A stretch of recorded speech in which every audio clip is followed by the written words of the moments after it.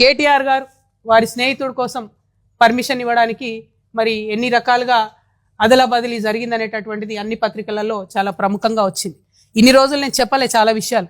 ఇవాళ ఎందుకు చెప్తా ఉన్నా అంటే అన్న మాట్లాడుకుంటూ ఒక మాట చెప్పారు మా జనార్దన్ అన్న గారు. మేము పార్టీ పెట్టుకున్నాం, మమ్మల్ని మీరు పార్టీలోకి వెళ్ళి తీసేసి అవినీతి గురించి మాట్లాడినందుకు నేను ఆగిపోలేదు కదా, నేను సాగాలి కదా, ప్రజల మధ్యలో ఉండాలనుకుంటున్నా. నేను నా పార్టీ పెట్టుకున్నాను, ఎలక్షన్ కమిషన్ పోయినాను, నా పని నేను చేసుకుంటున్నా. సంవత్సరన్నర కాలంగా ఒక 6 నెలలు ఫస్ట్ 6 నెలలు చెప్పాలి ప్రజలకు కాబట్టి మీ గురించి చెప్పి వదిలేసి తర్వాత నేను ప్రజా సమస్యలు మాట్లాడుకుంటూ వెళ్తున్నా. కానీ వాళ్ళు మాత్రం ఎలక్షన్ కమిషన్కి 1000 కంప్లైంట్స్. మరి భయం లేదన్నారు కదా, నేను పార్టీ పెట్టుకుంటే మీకు ఇబ్బంది లేదన్నారు కదా, మేము అడిగిన ప్రశ్నలకు ఇంతవరకు జవాబు చెప్తలేరు కదా, మరి ఎందుకు ఈ చాటుమాటు వెన్నుపాటు వ్యవహారాలు?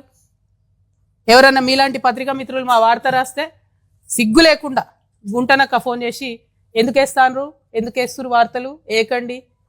అదేవిధంగా ఇంగ్లీష్ మాట్లాడతాడు కేటీఆర్ సార్ కాబట్టి ఇంగ్లీష్ వాడవడన్న వార్త వేస్తే ఢిల్లీకి ఫోన్ చేసి ఎందుకు వేస్తారని నేను అడుగుతాడు ఇంగ్లీష్లో.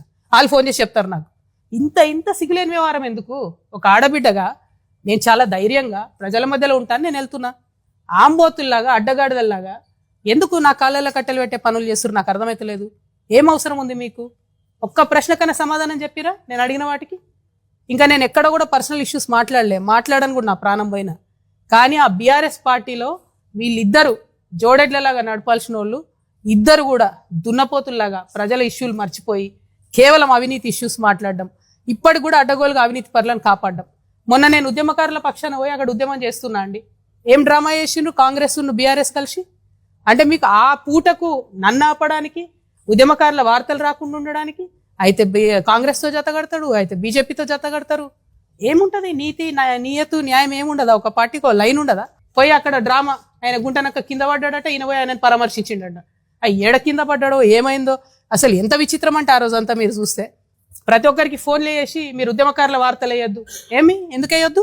వచ్చేదా తెలంగాణ ఉద్యమకారులు లేకపోతే? మీరు మాట్లాడతలేరు, నేను ఒత్తిడి తెస్తున్నా కాంగ్రెస్ ప్రభుత్వం మీద ఉద్యమకారులకు ఇచ్చిన మాట చేయాలని. మీకేం ప్రాబ్లము? మీరెందుకు అడ్డుపడతారు?